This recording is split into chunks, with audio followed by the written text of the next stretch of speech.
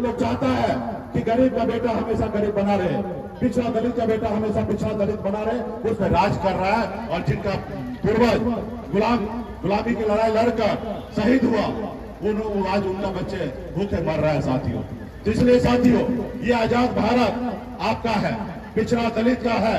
और ये आजाद भारत में अगर सर उठा के जीना है, मान सम्मान के साथ जीना है, अपने अधिकार के साथ जीना है, तो दो काम करना है। दो काम क्या? एक काम, एक रोटी कम खाइए, लेकिन अपने बच्चे को पढ़ाइए लिखाइए, शिक्षित बनाइए। जब तक हमारा समाज शिक्षित नहीं होगा, पढ़े लिखे नहीं होगा, तब तक ये समाज आगे नहीं बढ़ेगा। इसलिए आप एक रोटी कम खाइए, अपनी जरूरत को कम कर दीजिए, लेकिन अपने बच्चे को पढ़ाइए लिखाइए। 20 साल में आपका परिवर्तन हो जाएगा। जो बच्चा पढ़ लिख लेंगे, समझदार हो जाएगा, वो आगे बढ़ेगा। जब अंग्रेज आया तो देश में सारे जमीन अंग्रेज के पास था, जमीन का मालिक वो था। और अंग्रेज किसको जमीन दिया? गरीब किसान को दिया, जो मजदूरी करता था, जो खेत पे हल चलाता था। ऐसे लोगों को जमीन दिया कि तुम जमीन लो और तुम हमें लगान दो और तुम जमीन पे खेती करो। जब अंग्रेज गया, ये जमीन हमारे पास रहना चाहिए ना, लेकिन आज हमारे पास नहीं है। क्यों नहीं है? क्योंकि जो समझदार लोग था, जो अंग्रेज का गुलाम था, उन लोगों ने हमारे बाप दादा को, पूर्वज को, पढ़े लिखे नहीं थे तो अंगूठा ले लिया, साइन करवा लिया और उनसे अपना जमीन का हक वो अपने नाम पे ले लिया और वो बड़ा आदमी बन गया साथियों। तो इसलिए आपके अपने बच्चों को पढ़ाइए लिखाइए, काबिल बनाइए। और दूसरा, अपने अधिकार के लिए संघर्ष कीजिए। जब तक आप अपने अधिकार के लिए लड़ाई नहीं लड़िएगा, तब तक आपका समाज का कल्याण नहीं होगा। आज बंगाल में आरक्षण मिल रहा है, दिल्ली में आरक्षण मिल रहा है, लेकिन बिहार में नहीं मिल रहा है, या उत्तर प्रदेश या झारखंड में नहीं मिल रहा। तो इसका दोषी कौन है? इसका दोषी वो जो सरकार चला रहा था या जो सरकार अभी चला रहे हैं, ये दोषी है ही। साथ में आप भी, हम भी दोषी हैं कि हम अपने हक अधिकार के लिए लड़ाई नहीं लड़ पाए। अगर हम भी लड़ाई लड़ते 30-40 साल पहले, तो आज हमें आरक्षण मिल गया होता। आज आरक्षण मिल गया होता। आज यूपी, बिहार, झारखंड में 137 जिला है, लेकिन एक निषाद का बेटा कलेक्टर नहीं है। आज आरक्षण मिल गया होता तो आज सैकड़ों, दर्जनों निषाद का बेटा कलेक्टर होता, एसडीओ होता, बीडीओ होता, डॉक्टर होता, इंजीनियर होता, दरोगा होता। लेकिन आरक्षण नहीं मिलने के कारण आज भी हमारा समाज मछली बेच रहा है, मछली मार रहा है और सोन के किनारे में जाके मिट्टी ढो रहा है, काम कर रहा है। इसलिए साथियों, आप अगर जैसे जिंदगी जिए हैं, जितने कष्ट भरी जिंदगी जिए हैं, इस जिंदगी से बेहतर जीना है, अपने बच्चे को भविष्य देखना चाहते हैं, तो आपको अपने अधिकार के लिए लड़ाई लड़ना पड़ेगा, संघर्ष करना पड़ेगा। बाबा साहब भीमराव अंबेडकर ने देश जब आजाद हुआ, उसके बाद लोकतंत्र बनाया और हमें हमारे लिए संविधान बनाया। और संविधान में हमें एक ताकत दिया। ताकत क्या दिया मालूम है आपको? पहले राजा के घर में बच्चा जन्म लेता था तो राजा बनता था, लेकिन लोकतंत्र में जिसके पास ज्यादा वोट है वही व्यक्ति मालिक बनेगा। राज्य के मुख्यमंत्री आपके वोट से बनता है और देश का प्रधानमंत्री आपके वोट से बनता है। आपके वोट में इतना ताकत है कि आप एक प्रधानमंत्री को बनाते हैं। आपके वोट में उतना ही ताकत है जितना इस धरती पे सबसे अमीर व्यक्ति, चाहे वो मुकेश अंबानी हो या रतन टाटा हो या अडानी हो, जितना उसके वोट में शक्ति है, उतना ही शक्ति एक मछुआरा का बेटा का भी वोट में उतना ही शक्ति है। तो सिर्फ जरूरी है अपने वोट को सही से इस्तेमाल करना, अपने हक अधिकार के लिए लड़ाई लड़ना।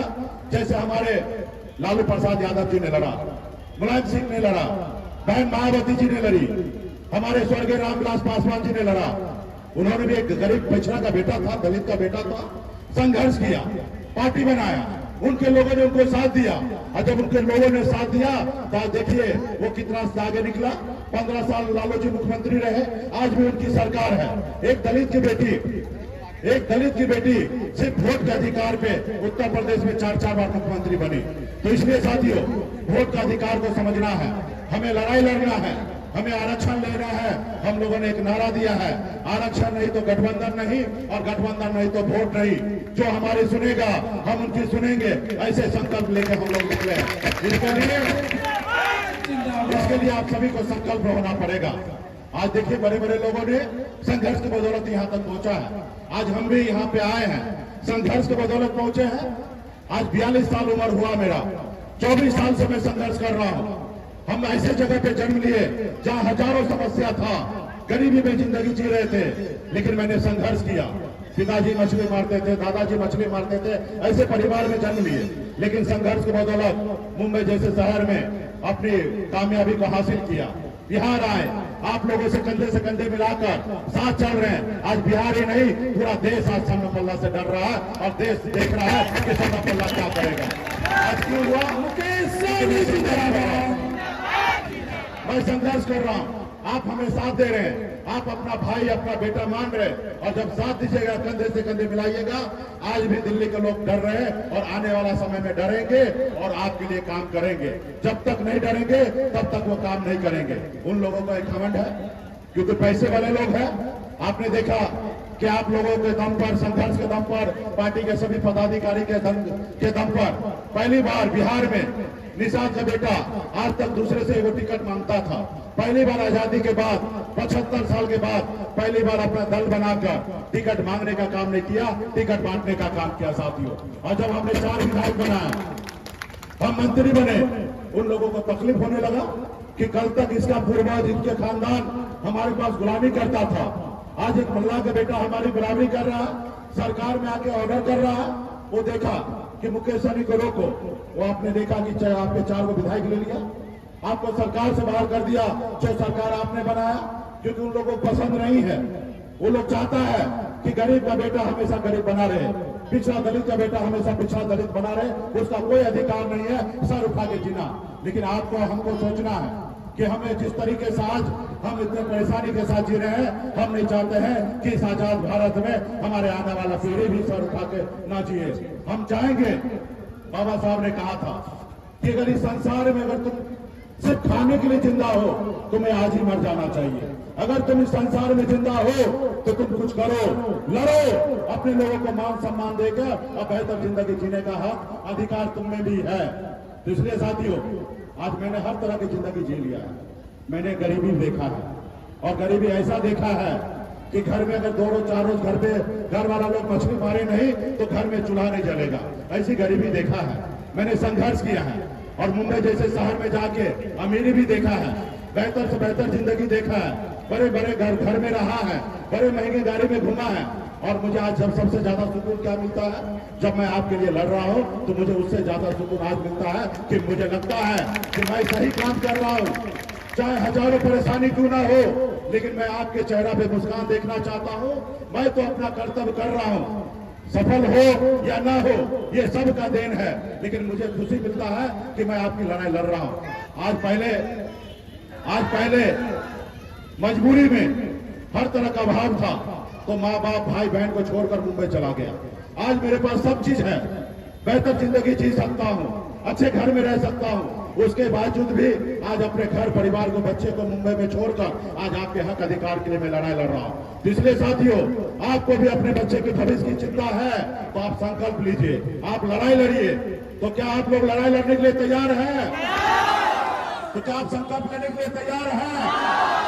आप लोग संकल्प लीजिए। इसलिए क्योंकि दिल्ली में जो बैठे हैं ना मोदी जी, उनको लगता है मेरे पास बहुत पैसा है, जब चुनाव आएगा तो 200-400 रुपया मांग देंगे और वोट खरीद लेंगे।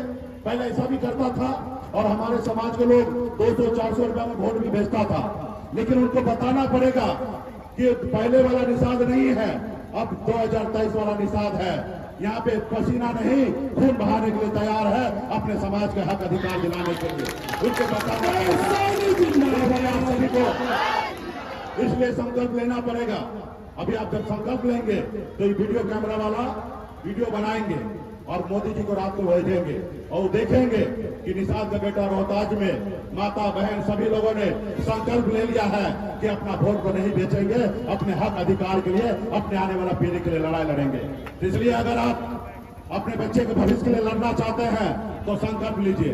पंडित जी लोग आपको देता है ना गंगा जल शुद्ध करने के लिए, तो आप सबके पास गंगा जल आया है, सब लोग निकालिए, अपने अपने पॉकेट से बाहर निकालिए, रखने के लिए नहीं दिए हैं।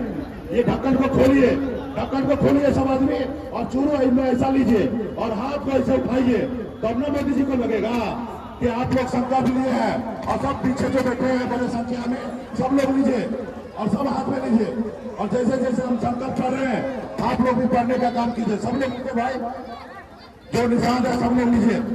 मैं बाबा केवल महाराज, भगवान वेद व्यास, प्रभु श्री राम, भगवान गौराज निषाद, बाबा अमर सिंह, बाबा काशी, बाबा जय सिंह महाराज, बाबा तारिक महाराज, बाबा कोयला, माता कमला, अमर साई चुपासानी, वीरांगना फूलन देवी और अपने पूर्वज को साक्षी मानकर हाथ में गंगा जल लेकर संकल्प करता हूँ कि अपने समाज और अपने आने वाला पीढ़ी के लिए हर परिस्थिति में संघर्ष करूंगा और अपनी विकासशील इंसान पार्टी के साथ रहूंगा। पार्टी जो निर्णय लेगी हम के साथ रहेंगे। हम संकल्प लेते हैं एक रोटी कम खाएंगे लेकिन अपने बच्चे को पढ़ाएंगे लिखाएंगे। हम संकल्प लेते हैं एक निशान के घर पे जाएंगे, करवाएंगे, संकल्प कराएंगे। जय निषाद राज, जय वीआईपी। देखिए गंगा जल से शुद्ध हो गए और ये वीडियो मोदी जी के पास पहुंच जाएंगे, राहुल गांधी जी के पास पहुंच जाएंगे, देश के सभी बड़े नेताओं के पास पहुंचेंगे और वो देखेंगे और उनका धर्म टूटेगा। वो मानेंगे कि अब बिहार में निषाद का बेटा चाहे बिंद हो, बिलदार हो, ननिया हो, मला हो, चौधरी हो, कश्यप हो, तमाम निषाद के सभी जाति अब वोट बेचेगा नहीं, अपने आने वाला पीढ़ी के लिए लड़ाई लड़ेगा। बहुत बहुत धन्यवाद संजय जी, आप सभी पार्टी के सभी पदाधिकारी, रंजीत चौधरी जी।